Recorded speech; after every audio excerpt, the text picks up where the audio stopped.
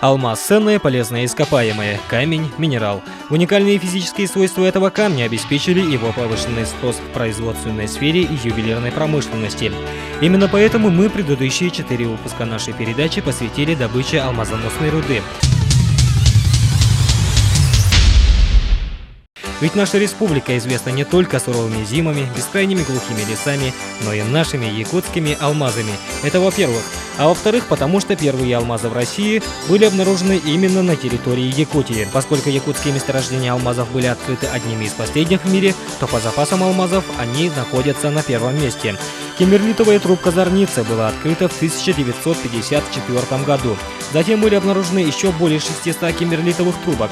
Промышленное производство алмазов могут осуществлять 13 кимберлитовых трубок. Среди них трубки «Мир», «Удачная», «Юбилейная», «Нюрбинская», «Батобинская» и другие. Для того, чтобы показать вам, как добывается алмазоносная руда, мы с вами посетили вахтовый поселок Накын, где руду добывают карьерным способом. Познакомили вас с такими профессиями, как геологи, маркшейдеры, экскаваторщики, бульдозеристы и многие другие.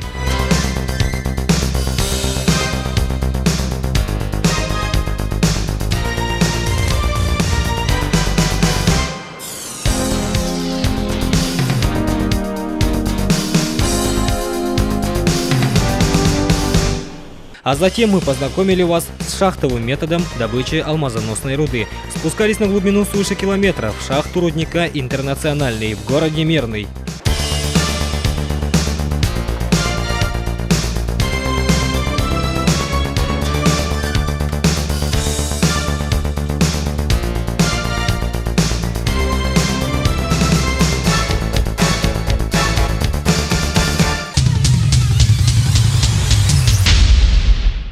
Добыча алмазов производится в несколько этапов.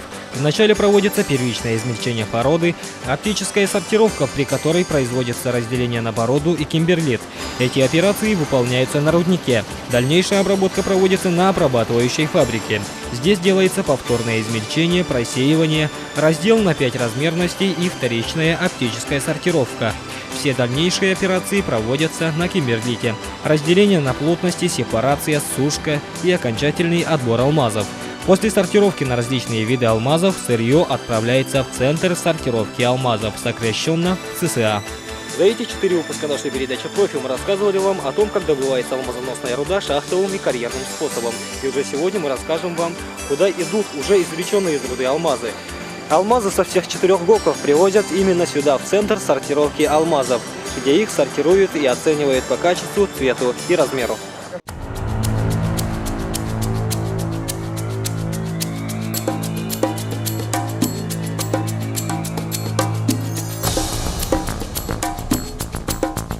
Здесь в ТЦА проводится тщательная сортировка и оценка алмазов. Сюда алмазы привозят с 4 гоков – Удачнинского, Айхальского, Мирнинского и Нюрбинского. Здесь работают высококвалифицированные эксперты и оценщики, инженеры-технологи. Это кропотливая и тяжелая работа, требующая максимум внимания и энергии.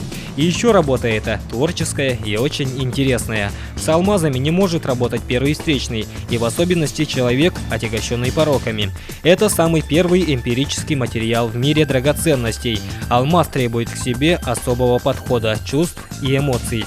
Само морфологическое строение кристаллов алмаза сложно и притягательно. Участок классификации. Здесь занимается сортировкой алмазного сырья по размерно-весовым группам на 16 классов по международному классификатору СИТИ.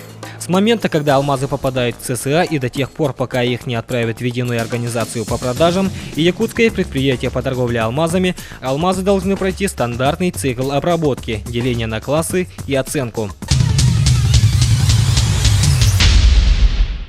Вообще таких участков классификации в ЦСА несколько. В каждом из них сортируются алмазы только определенных размеров, а сортирует их вот таким способом.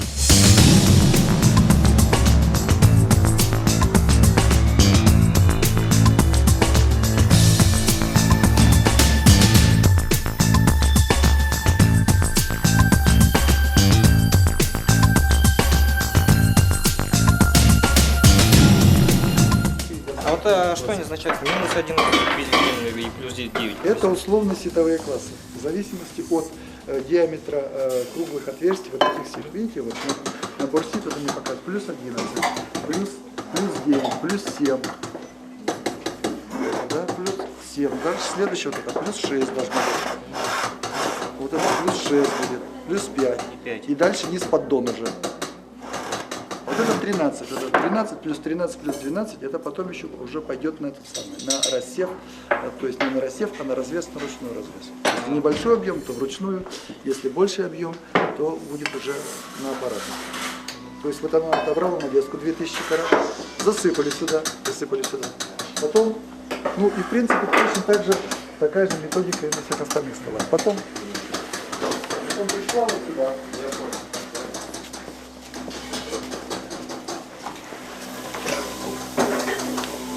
Пришла сюда. Эту колонку сит, которых она набрала, да? Плюс 13, 12, 11, 9 и так далее, да? Которые поставила сюда. А? Которые покрупнее? Или все? Методика рассева примерно точно так же. Отбирается определенная проба, просто берется навеска 2000 карат, засыпается верхний класс. Там мельче классы здесь уже будут. Здесь уже плюс единица, там будет получаться основные классы, значит, у нас плюс 5, плюс 4, плюс 3. На нижнем классе, значит, плюс 3, плюс 2, плюс 1, 0,5. Ставит на вибросета вот эту колоночку, задает режим определенный, режим вибрации и стряхивания. Ставит на определенное время. Все, идет рассев. Так, а потом куда идут алмазы? Потом, после того, как здесь алмазы расселись на вот эти мелкие классы, они, значит, с других столов, потому что есть в соседних столах параллельные классы, они их объединяют. Аналогичные классы объединяют с других столов. Потом получили все 16 классов. Это называется рассев. Вот из 6 классов получили 16 в итоге. После этого вот этот рассев сдается в хранилище. Так поступает несколько рассевов. Вот с Нюрнбергского блока, конкретно с нашего блока, поступает несколько рассевов. В крайней мере, больше 5. Да? Вот, поступают эти рассевы, они наказываются. Как я уже сказал, после того, как накопились они уже в течение месяца, потом из этого объема отбирается проба. И по этой пробе происходит оценка. И после оценки уже... После оценки, значит, снова пробы сдаются, оценочные пробы с экспертного участка сдаются в хранилище. Проба снова засыпается, это делится, этот объем делится уже на доли Якутска, доля Москвы. После этого алмазы упаковываются. Если нюрнбергские алмазы уходят все в Москву, они там сортируются, продаются, то доля компании, она делится на 2 доли. Часть уходит в Якутск, часть в Москву. Нюрнбергские алмазы все уходят в Москву. А по качеству они какие вообще алмазы по сравнению с другими, если сравнивать странами? Алмазы по качеству, нюрнбергские конкретно, если сейчас не отрабатывается трубка Батобинская. До этого к нам поступала проба, валовая проба для оценки трубки Батобинской. По стоимости они на уровне мира или даже чуть-чуть выше мира. И все думали, что нюрнбергская трубка будет точно такая же. Стоимость нюрнбергских алмазов немножко меньше. Она примерно на уровне удачки. Вот как стоит алмазы удачинской трубки удачной, да? Пойдем. А если сравнить вообще по качеству и как-то хуже, лучше, то там есть ювелирные, что здесь ювелирные алмазы. Вообще в целом по компании алмазы на уровне мировых. А дальше можем как-нибудь продвигаться с этого помещения, куда идут алмазы? С этого помещения они идут в хранилище. Хранилище что себя представляет хранилище? Хранилище это набор сейфов и набор столов. Сидят, то есть бухгалтера, инженера-приемщики, то есть ведут учет. Сортировщицы таким образом сортируют алмазы на 16 классов по так называемому международному классификатору Сити. Алмазы, которые чуть помельче, просеиваются на специальном станке, а самые крупные сортируются вручную. Сортировщицы за всю смену, а это 8 часов, сидят за одним столом и маленьким пинцетом разбирают алмазы и взвешивают их. В цехе я работаю 19 лет. Я сортировщик 5-го разряда. У нас это самый высший разряд здесь. У нас еще есть 4-й, но так как это самое мы только дают такие Сортировщик, анализы. то есть чем вы здесь непосредственно занимаетесь? Мы абсолютно, каждый из нас имеет, мы обходим все, каждый месяц на определенном месте стоим. Мы на столах стоим, сделаем рассев на сетах и делаем на аппаратах рассев у нас происходит. Мы все имеем право работать на этих и здесь взвешивать и проверять за собой продукцию. Если допущен брак. Так, стараемся брака, чтобы не было, но проверяем всегда за собой. А вот где интересно подготавливать таких кадров? В основном мы здесь сразу на месте нас подучили, а потом в институте в Москве нас все посылали на курсы. Каждый из нас проходил курсы, месячные курсы, и потом у нас принимали экзамены. И так как мы и здесь можем все время усовершенствоваться на местах. У нас есть литература, есть и все. А по истечении какого-нибудь времени вы экзамены какие-нибудь сдаете? Да. Сдаем когда... Мотивы, да? Да, как положено. Но даже у нас конкурс на День цеха, у нас всегда в первых числах декабря проходит годовщина создания цеха. И у нас всегда проходит соревнования между нами. И тоже повышаются и разряды. Вообще из сортировщиков переходят в эксперты. Кто молодые, туда их переводят. А кто уже, мы уже здесь столетние, мы остаемся на местах. А молодежь повышает туда в эксперты переводят. Я вижу здесь объекты охраняемые, режимные. Да. Что вами соблюдается? Абсолютно все. Соблюдается? Да. Все соблюдается. Как по инструкции, с инструкцией нас ознакомливают каждый в начале года. И мы абсолютно все соблюдаем, потому что мы не нарушаем режим абсолютно. У нас это очень строго и наказывают. У нас не было наказания, так как мы соблюдаем. Мы стараемся вообще все соблюдать, так как положено. Какими качествами надо обладать, чтобы сортировать алмазы? Усидчивость должна быть. И наблюдательность. Вот есть усидчивость у тебя, ты всегда сможешь работать. И порядочность. Вообще больше ничего не надо. А в данное время вы чем занимаетесь? Я делаю проверку. Аппараты.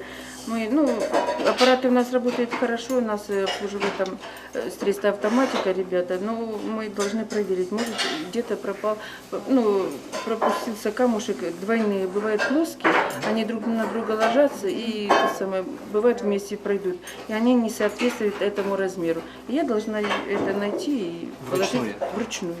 Визуально на глаза, но я взвешиваю. И каждый камушек посмотрела. А вот записано что-то, это что у вас? А это какие параметры 4,6 граниров? Это чтобы, если новенькие приходят, чтобы они сюда... Да, потому что и у нас же и проходят с института практику проходят дети, молодые. И они тоже, это для них в основном. Может, вы, как человек долго здесь работавший, молодые люди, когда они сюда к вам приходят, выдерживают эту нагрузку, вообще как справляются со своей работой? Выдерживают. Я считаю, хорошие всегда приходят люди там. И даже эти студенты, им тоже интересно, но они каждый камушек рассматривают. У нас действительно бывают очень красивые камни, уже природой сделаны бриллиант. И дети, они дольше сидят и рассматривают этот камушек. Но это и самим приятно посмотреть. И мы что-то новенькое руководству своему говорим, и там в коллекцию их забирают, если есть красивые алмазы. А в основном с каких учебных заведений к вам приходят? С московского гемологического института. В основном оттуда приходят. А были еще с Питера у нас две девочки на практике. А так в основном оттуда. Спасибо. А это уже экспертная группа. Эксперты здесь занимаются сортировкой и оценкой алмазов по качеству, форме и цвету. И уже оцененные алмазы идут на хранилище, где их упаковывают и готовят к отправке на реализацию. Экспертная группа, поступившая с участка классификации алмазы, тщательно проверяет и делит на классы. Проверяют качество, форму, цвет, затем им дают цену. Так что именно здесь эти драгоценные камни впервые оцениваются. Гаврил, расскажите, где вы учились? Я окончил Якутский госуниверситет, физико-технический институт, кафедру технологии горнильного производства. инженер-технолог аграрного производства. Когда заканчивали, где практику проходили, как сюда вот устроились экспертами? Вначале окончил в 2006 году, потом работал гранщиком на гранильном заводе в городе Якутске. Там где-то полгода проработал гранщиком, а потом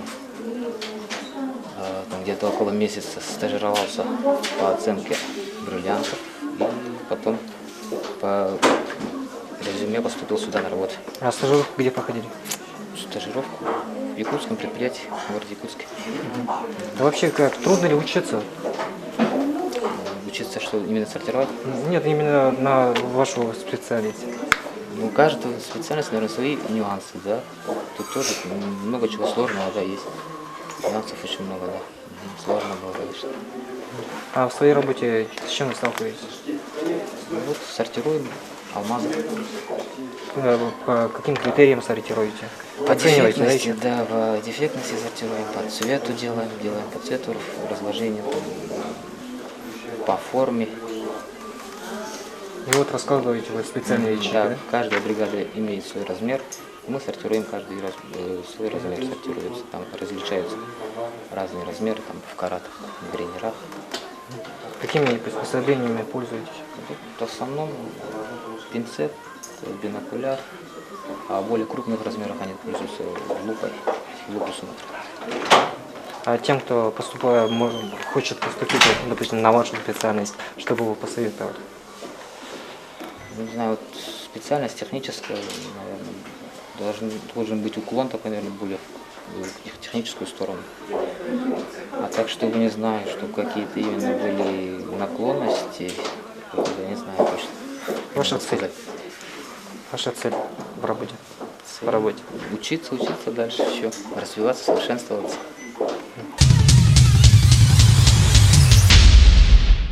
После того, как эксперты сделали свою работу, все алмазное сырье отправляется на особо охраняемое хранилище. Там их упаковывают и готовят к отправке на реализацию. А реализуют алмазы в единой организации по продажам и в якутском предприятии по торговле алмазами. Вот так с момента поступления в центр сортировки алмазов обрабатываются и оцениваются алмазы.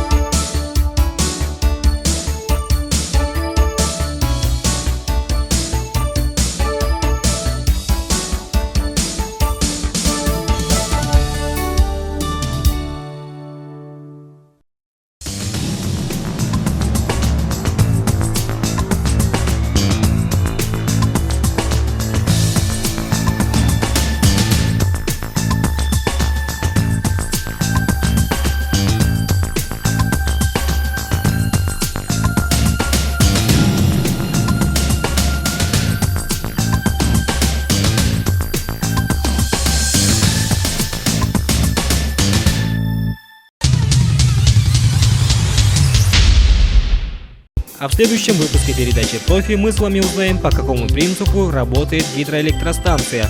А для этого познакомимся с профессионалами, которые тщательно следят за тем, чтобы у нас с вами всегда в доме было тепло и светло. Посетим каскад Вилюйских ГЭС.